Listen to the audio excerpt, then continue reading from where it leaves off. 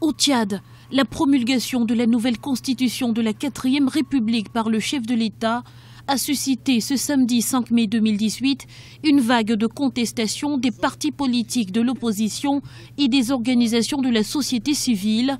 Selon ces derniers, cette nouvelle loi fondamentale porte les germes de conflits intercommunautaires et favorise l'instauration d'une monarchie absolue. Certaines dispositions de cette nouvelle constitution ne favorisent pas vraiment le vivre ensemble entre les Tchadiens. Il y a des choses sur lesquelles on devrait vraiment se baser.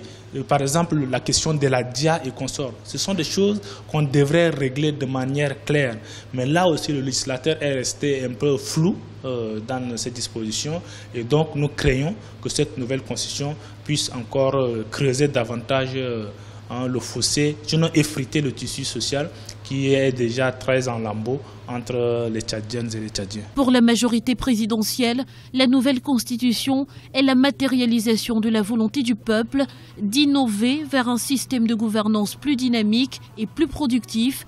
La 4e République n'est que la matérialisation des promesses politiques du président Idriss Déby Itno, sur la base desquelles il a été élu en avril 2016. Notre pays avait fonctionné pendant un temps et après tout le diagnostic fait du fonctionnement, tant sur le plan économique que sur le plan politique, alors il s'est avéré indispensable de s'asseoir, de faire l'évaluation et de définir des perspectives.